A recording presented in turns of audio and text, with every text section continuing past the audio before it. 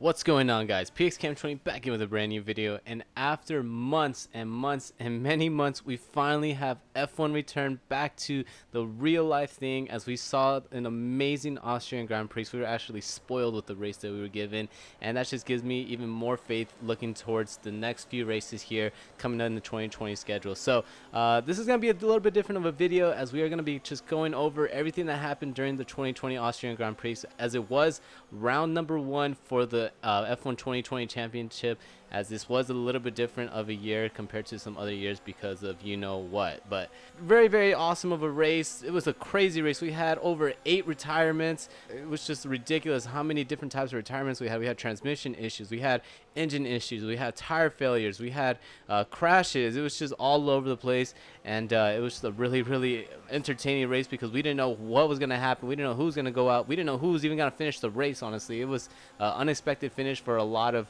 these teams. And honestly, when it comes down to who was the biggest winner, in my opinion, I believe the McLarens were the biggest winners today, as both Carlos Sainz and Lando Norris were able to finish in the points today and actually be second place in the Constructors Championship. I mean, when was the last time the McLaren was actually in the top 3 for the Constructors Championship? Even if it's only going to be for this week, they have a huge amount of momentum to go into the rest of the year, as they are starting already in second place in the Constructor Championship, even in front of Ferrari and in front of Red Bull. And today I believe that Red Bull was the biggest loser for the race, as I will get more into it, as Verstappen had a retirement and so did Alex Albon. So the first topic that we want to go over is Latifi and Russell. Now, Latifi did a great job for his very first race. He didn't wreck the car, although he did virtually finish in last place. He did finish in 11th place on the field because, like, again, 9 other cars decided to retire throughout this race. So Latifi did a great job, but my boy Russell, man, he just can't catch a break. I honestly don't think that George Russell will ever get a point here in Formula One.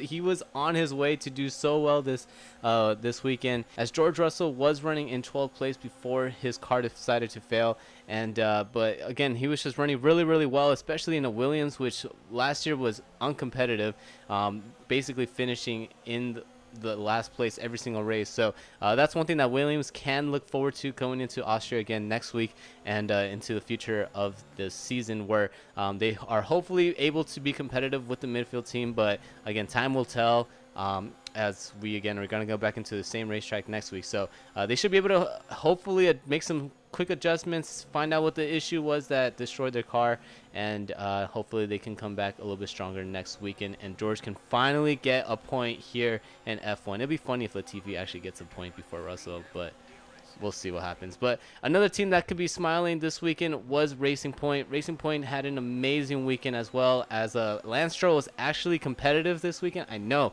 I was surprised too. I didn't believe that Lance Stroll can actually drive a race car, but this weekend he actually proved me wrong, as he did qualify in Q3 for this Austrian Grand Prix. And also Sergio Perez, as Sergio Perez was running a very competitive race all day long, and really good day for Racing Point. But unfortunately, Lance Stroll did retire the car. Not sure exactly what happened to his car, but again, Lance Stroll has something to be happy about, as he was running competitively in the top 10, but until he had to DNF the car. But Racing Point should be leaving this weekend with their heads held high, as again, they should be able to make some adjustments and hopefully come back stronger next week in Austria. Now, the next topic I want to talk about is Vettel and Ferrari. So my boy Vettel is my favorite driver. I know you guys probably know this already, but oh my goodness, Vettel is really not showing his brilliance here.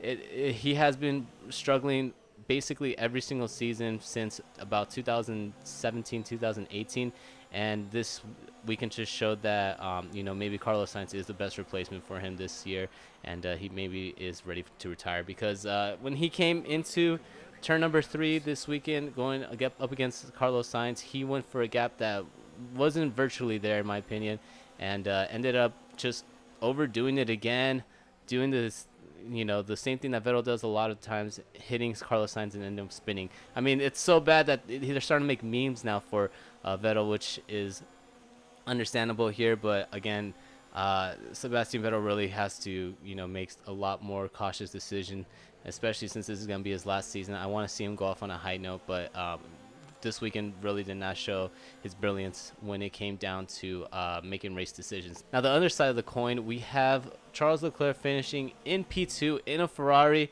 which I was very, very happy about. But the thing that I was not happy about is Ferrari was really lacking in pace today. They honestly just lucked out with getting P2. I mean, I'm very, very happy for Charles, and I'm really happy that he was able to make the correct decisions throughout the race in order to position himself into getting to P2.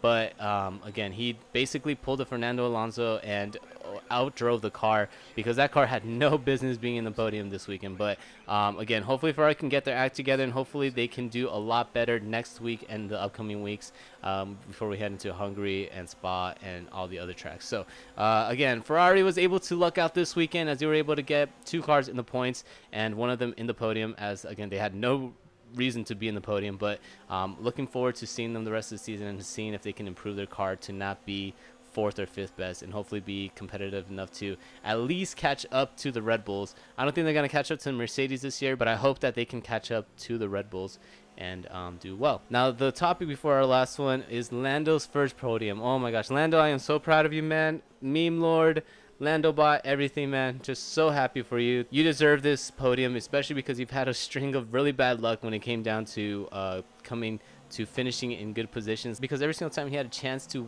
finish in a good position, he always had something happening to him. So thinking back to Spa, where Anti-Lock destroyed his race 1 lap before finishing in 5th place, and then also at Suzuka, where he was actually starting in 5th place, was looking for a really good finish, and then accidentally getting taken out by Albon heading into the chicane. And so very, very happy for him to finally get the podium. Not only that, he got the fastest lap of the race on the very last lap, which is amazing. Was able to outpace Lewis Hamilton on that final lap, and was able to actually close a 6/10 of a gap from Lewis Hamilton, as Lewis Hamilton did get that 5-second penalty, and allowing Lando to get his first podium ever. And in a McLaren, like literally 2 years ago, we had no reason to believe that McLaren was ever going to finish in a podium, but Carlos Sainz proved us wrong back in Brazil, which is funny because he got it because of the penalty of from Hamilton. But again, same circumstances this weekend, as I'll actually get into that right now, where Hamilton spun out Albon. Now, before you guys start hating me, it was not a racing incident in my opinion. I think that Hamilton was way too aggressive when it came to allowing Albon to pass, and he should have backed out of that corner a lot more than he did heading into turn number 4. So this is the second time this happened. The first time that happened in 2019 Brazil Grand Prix, and then now this happened here in the Austrian Grand Prix. Literally only 2 races after the first incident, because if you think about it, we had Abu Dhabi, and now this is the second race. So if I was Albon, I could understand being very, very mad and confrontational against Lewis Hamilton. But Albon played it like a champ, was able to keep his cool together, and actually did an interview after the race. But you can tell that he was very distraught, and he was very, very unhappy with what Lewis Hamilton did. And also you could hear on the radio when he called Lewis Hamilton a sore loser. So one thing that I did want to talk about this is that I believe that the FIA needs to make some changes when it comes down to penalties, especially when it's going for almost a race win, basically, because who knows if Albon could have gone around Lewis Hamilton and then caught up to Valtteri Bottas and then passed Bottas for the win. I mean, he did have the fresher tires coming into the end of the race, and he could have easily gotten around both of the Mercedes and maybe gotten a win for the Red Bull. But when it comes down to this, I think that Lewis Hamilton should at least have gotten a 10-second or a 15-second penalty, if not that, a drive-through, as this was a very, very severe case of hitting Albon out. And I could understand if it was a racing incident. If it was a racing incident, then yeah, fine, 5-second penalty, whatever.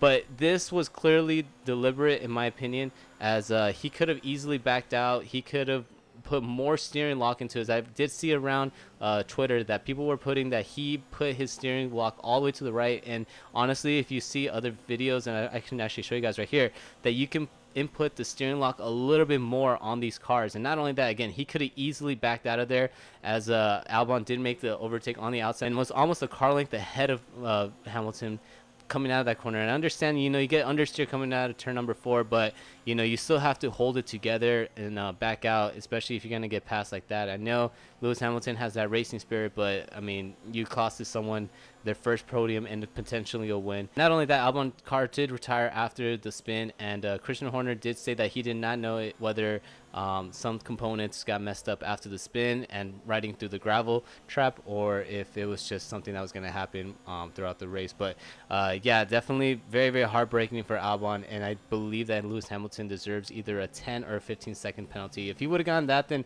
he actually would have finished back either in 5th or 6th position, depending on how much time he would have lost. But yeah, if he would have gotten a 15-second penalty, he would have easily finished in 6th place. And if he would have gotten a 10-second penalty, he would have actually finished in 5th, which was actually very crucial, because when it comes down to the Constructors' Championship, Mercedes was able to run away with this race with 37 points, and Red Bull was only able to get 0 points. Now, if the roles were reversed, Mercedes would have only gotten about 28 to maybe 25 points, and Red Bull could have came home with 25 points, or if not, at least 18 points, or maybe 19 points if Albon was able to pull a fastest lap. So again, just very, very disappointed with Hamilton and how he raced today. I hope that going into the future they do not have any more contact.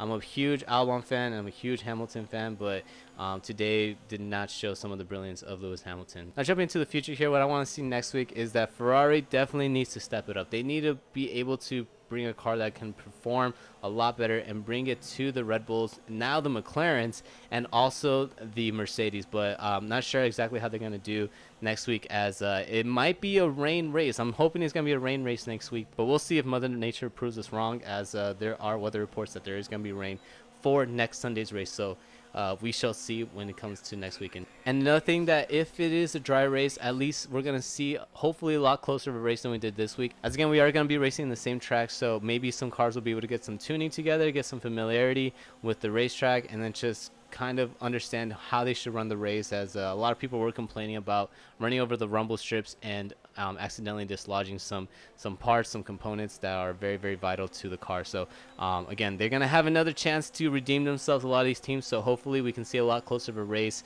and a lot better of a race, as hopefully the teams are able to make some adjustments, see where they're going wrong, see what they're doing well on, and make the car a lot better and a lot faster when coming to next week. And when putting my final verdict on this race, this was honestly one of those up there with the classics. I believe this was like almost like a Baku race back in 2015, 2016, where just everybody was retiring. You didn't know who was going to finish, you didn't know who was going to win, you didn't know who was going to finish in the podium. It was just all out chaos, and I was just so happy to see this live, as I almost missed this race, as it was at 6 a.m. here in the United States. So I am very happy that I was able to at least watch this race live and then interact with a lot of people on Twitter and on Instagram and see everything happening live, especially because of all of the drama and the craziness that did happen during this race. So again, this video is a little bit different from my other ones, and I hope you guys really enjoyed it. If you guys did, please leave a like down below and comment down below your honest opinions of what you thought about the race, or if you thought any of my opinions were wrong, leave that down in the comments down below. And if you guys really like this video, think about subscribing to the channel, as I do post daily videos of racing and sim racing games. So yeah, check out some of my other videos, and if you guys found this entertaining, I hope to see you guys on the next one. Peace out.